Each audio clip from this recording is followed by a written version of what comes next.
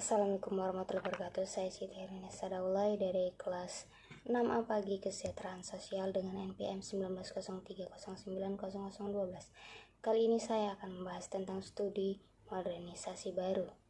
Karakteristik studi modernisasi. Akhir 1970-an terjadi kebangkitan penelitian modernisasi yang bertujuan untuk menjelaskan bahwa pembangunan dimungkinkan terutama melalui faktor internal seperti nilai budaya dan institusi sosial. Mengindahkan tradisi. Tradisi dan modernitas dapat hidup berdampingan dan berbaur. Perubahan metodologi cenderung berfokus pada kasus konkret sejarah sering dihadirkan untuk kembali menunjukkan pola perkembangan tertentu di suatu negara tertentu. Tidak menerima jalan perkembangan searah menuju model barat. Studi-studi ini menerima bahwa negara-negara dunia ketiga dapat mengejar jalur pembangunan mereka sendiri. Kenapa kerap memasukkan faktor konflik kelas, dominasi ideologis, dan revolusi agama ke dalam analisis mereka?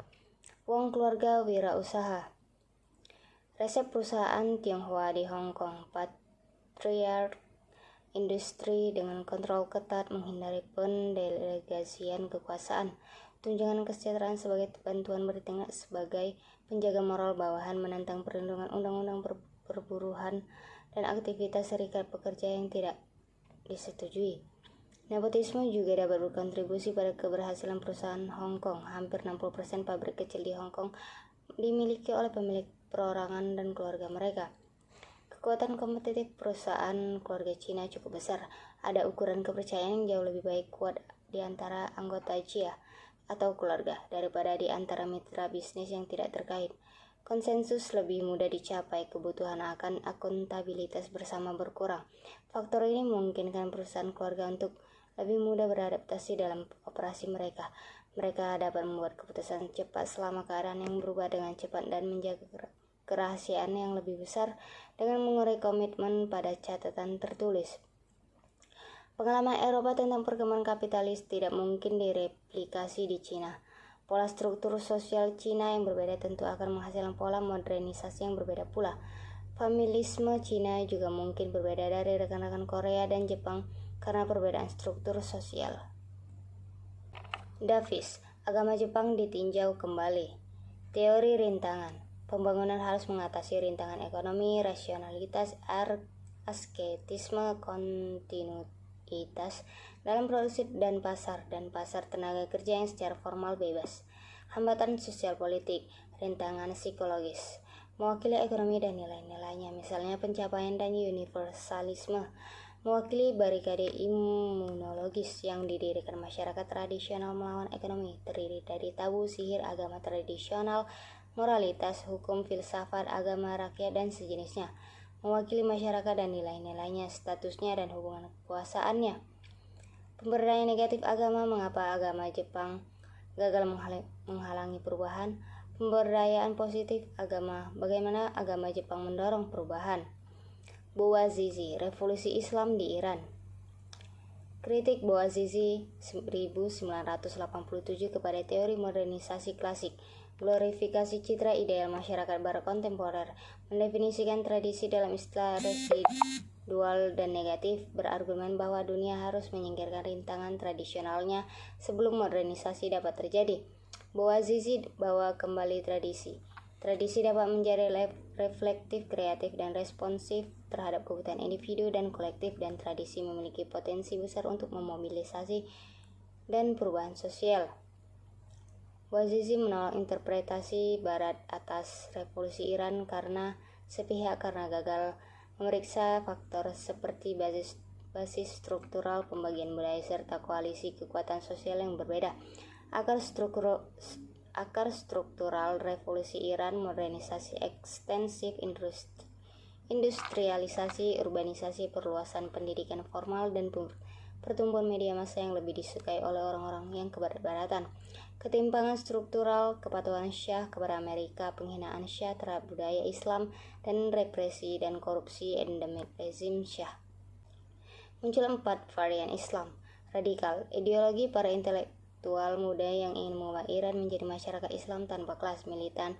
Ideologi Ilhama burjuasi kecil dan kelompok-kelompok yang ingin mendirikan pemerintahan Tuhan di bumi. 3. Liberal, ideologis, burjuasi, dan kelompok kelas menengah yang ingin berbagi kekuasaan dengan negara melalui cara non-kekerasan. 4. Tradisional, ideologis strata menengah lama, kelompok yang menginginkan kembalinya orde lama. Huntington, apakah lebih banyak negara yang menjadi demokrasi? Prasyarat demokrasi, kekayaan ekonomi, struktur sosial pluralistik, burjuasi otonom, dan ekonomi berorientasi pasar. Pengaruh yang lebih besar masyarakat negara demokratis yang ada, budaya yang toleran terhadap keragaman dan kompromi. Proses demokratisasi, model linear yang diambil dari pengalaman Inggris dan Swedia, berkembang dari hak-hak sipil ke hak-hak politik, ke perkembangan bertahap supremasi parlemen dan pemerintahan kabinet, dan akhirnya keperluasan hak pilih secara bertahap. Model siklus despotisme dan demokrasi yang bergantian. Elit kunci biasanya menerima legitimasi bentuk demokrasi. Pemilihan diadakan dari waktu ke waktu, tapi jarang ada suksesi substansial dari pemerintahan yang berkuasa mulai proses pemilihan. Dialektika, perkembangan kelas menengah perkotaan mengarah pada meningkatnya tekanan pada rezim otoriter untuk partisipasi dan kontestasi politik. Pada titik tertentu ada terobosan perkotaan, penggantian rezim otoriter yang ada dengan yang demokratis. Urutan terbaik untuk perkembangan demokrasi. Tentukan identitas nasional, mengembangkan institusi politik yang efektif, memperluas partisipasi politik. Kekuatan teori modernisasi baru, melampaui analisis yang relatif kasar dari studi modernisasi klasik, Amerikanisasi atau Eropanisasi yang irreversible, progresif, dan panjang, dan memperlakukan tradisi sebagai penghambat. Modernisasi ditolak, membawa tradisi kembali ke gelanggang, dipandu oleh konsep baru seperti feminisme, kewirausahaan, teori berkade, dan kebangkitan Islam. Studi modernisasi baru telah melihat lebih dekat apa itu tradisi, bagaimana ia berinteraksi dengan kekuatan barat, dan apa perannya. 3. Membawa sejarah kembali ke gelanggang. Studi modernisasi baru telah juga mengadopsi metodologi yang berbeda. 4. Menuju analisis yang lebih canggih. Studi modernisasi baru telah menghindari pembuatan pernyataan sederhana atau menyajikan analisis variabel tunggal.